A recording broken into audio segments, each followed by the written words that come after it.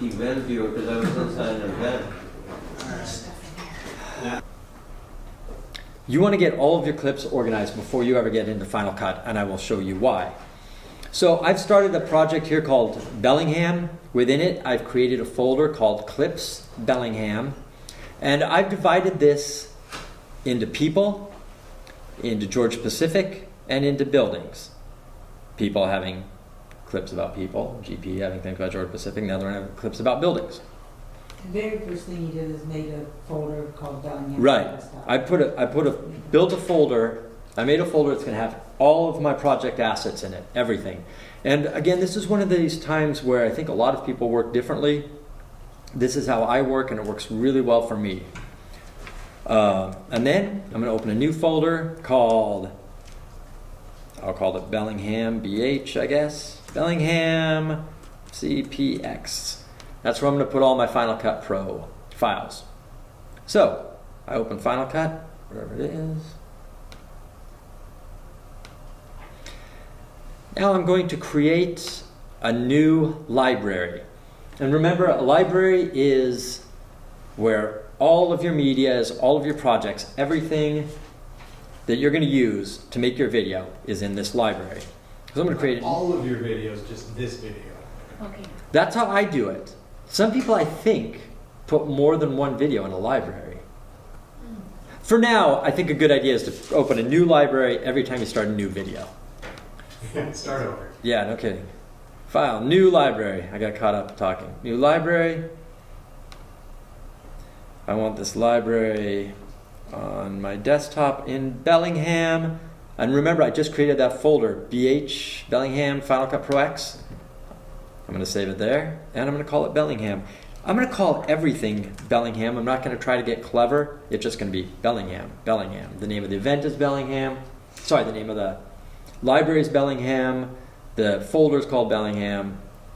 It's not a good time to be clever. It's a good time to be just really simple and straightforward. So, I'm talking as I'm doing it. So. Are the clips actually stored then on your desktop altogether, or are they kept someplace else? They're saved in your hard drive in that clips folder. Okay. So now we have this new library. I'm going to close this library so we don't get confused. That was that's the editing class we were just doing. So now we've got this brand new library called Bellingham. Right now we have nothing in here. This is our event.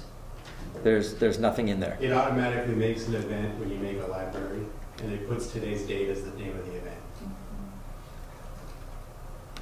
I'm now going to import media. Import media is how you say, bring these clips in so I can use them. And does anyone remember where those clips are? Anyone? Do you put them on your desktop? Is that what you said? Maybe I didn't say it. Bellingham, Clips Bellingham.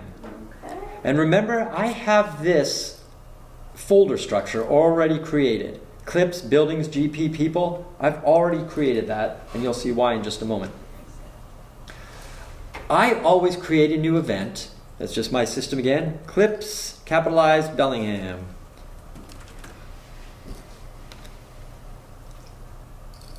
I leave files in place. A lot of people copy them to their library. If you copy them to the library, it just makes a duplicate copy of all of your video files in that library. For some people, that helps them stay organized so they never need to worry about a file going offline or something. It doesn't help me, so I don't do it. Can I add a few things to that? Please. When you copy it to the library, what it's doing is, say it's an AVCHD file, Final Cut has no idea how to work with that natively, so it needs to make it into a file that it knows how to work with. So sometimes when you're importing, you don't have any choice but to copy it to the library. If that's the case, you have to make sure you look at your background tasks and make sure that you're done importing before you quit the application. Because if it didn't get a chance to copy all the way to your hard drive, which takes up double the space, you're now going to have unlinked media, a big red sign in your footage. You know, where's my media? Where's my media? Well, you didn't wait for it to finish importing. Right, right. Or copying. That's why I love leaving it in place if I can. Yeah, Yeah, where I do that, because as DJ pointed out, there's a lot of files that Final Cut doesn't work with, that aren't really very Final Cut friendly. And I'll talk about that in a second. It's a couple of buttons down.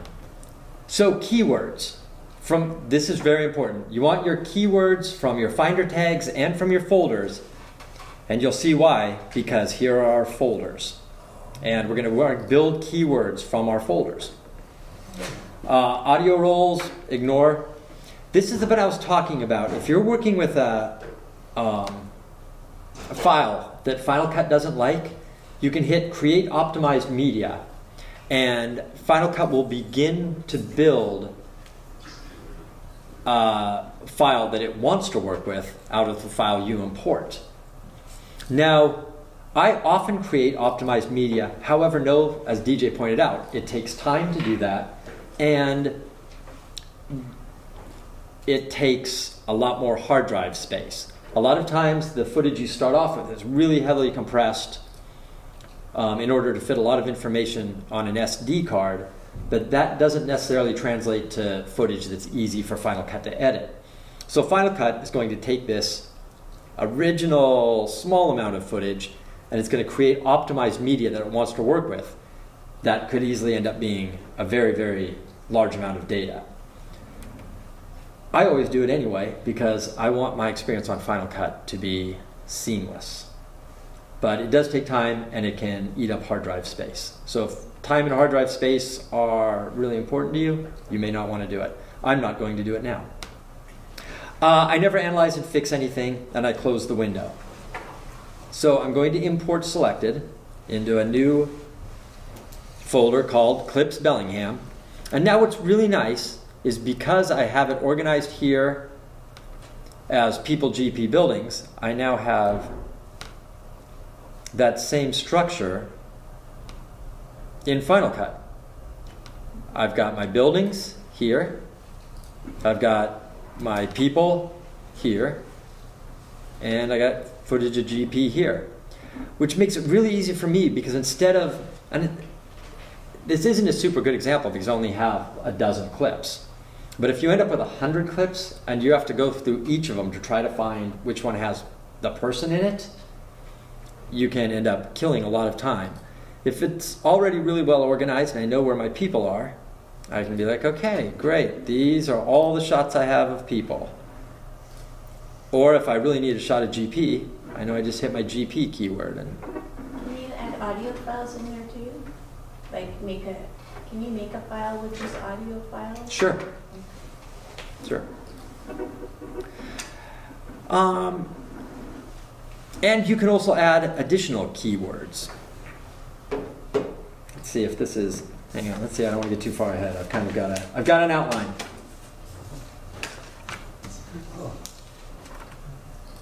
We're not willy-nilly anymore. Nope, we're not willy-nilly, we've got an outline. I didn't write any of this on my outline. Just kidding. All right. So I do want to talk about, and this gets a little more advanced, but I use it if I have a lot of clips, or if I have something really specific, is you can continue to add keywords. So for example, if I'm looking at this and there's smoke, I'm like, oh, I really want one with smoke or steam or whatever it is, I can jump up to my keywords and just write smoke. Now, if I want to remember where that clip is, I just hit smoke, and there's that clip. So it's a good way to if there's a clip I want to save for some reason, for example, and I'm just off the top of my head, if I've spent all day filming people skiing, but there's this one time that this guy did this amazing spinning leap on his skis, a ski jump. And I'm like, that was amazing. I'll take it and I'll just give it a quick keyword, like great jump. And then I know it's always right here in my keywords. And, well, see, like this girl's smoking too. So maybe now I'm thinking like, Smoke montage? Maybe I'm thinking smoke montage. Like, look at that. Okay, so there she's smoking. Okay, there's another smoke piece. Here's a smoker. So now I can just hit there. Whoop, now I can just hit there. Smoke. Now I've got two things in my smoke keywords. So you can use these keywords to really start organizing your footage. How'd you add that second keyword? You just went from, I'm sorry. This key. Just hit key, Key up there. select the clip, hit the key, and then click smoke.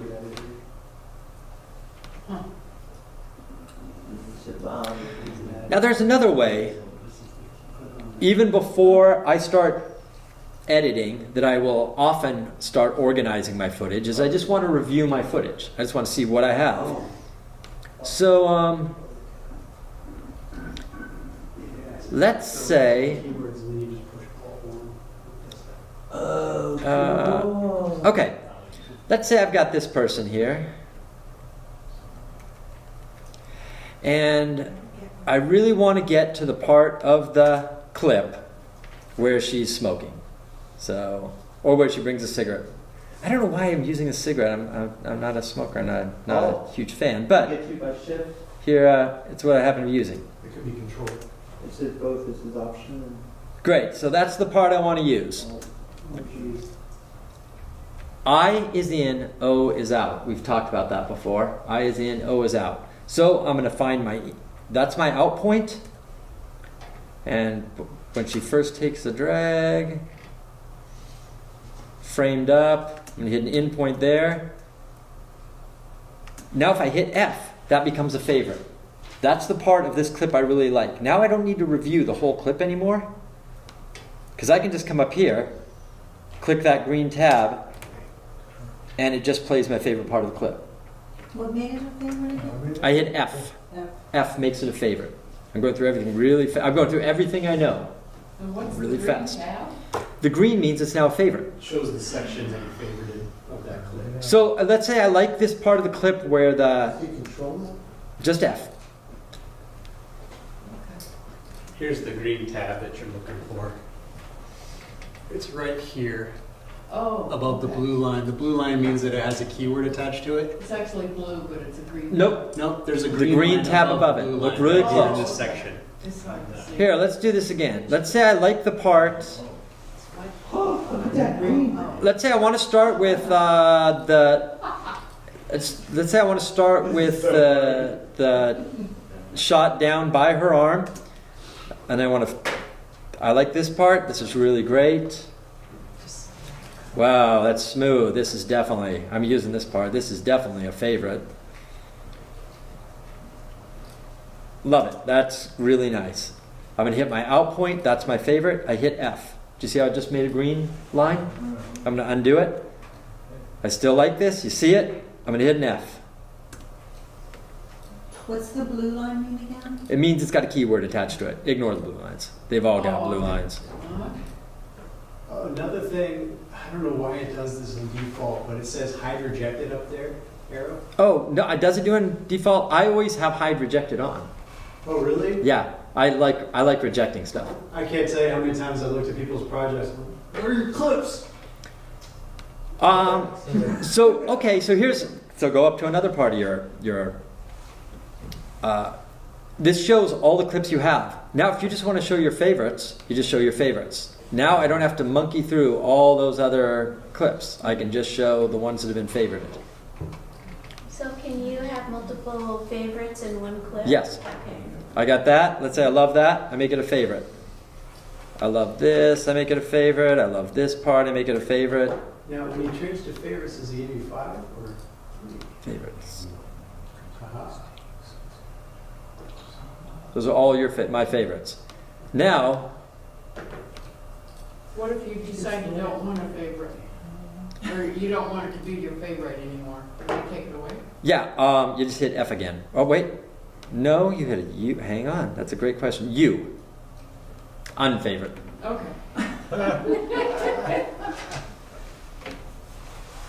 Yep.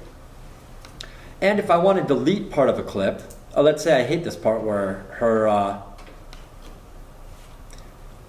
I don't like this part where it's panning up.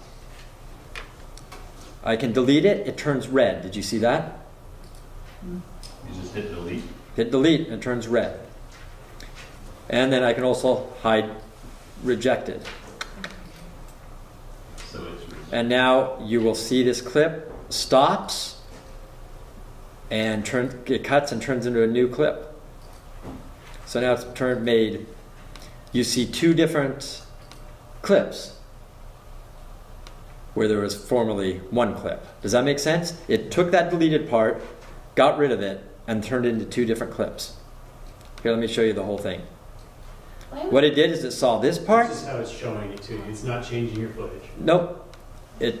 You're seeing the early part and the late part, and it's hiding this middle part. It just takes everything with a red line out of there. If you don't have hide rejected selected, you see all the clips up there that are all. Yeah, all clip shows everything. Again, I'm going really fast, so hopefully this will record, and hopefully you'll be able to play with it. I'm going with today I'm going with throwing everything out there that I use regularly, so that you have it in at least you have it somewhere that you know it, this happens. All right, so I would say it's a good time to play with keywords, favorites, and let's go for it.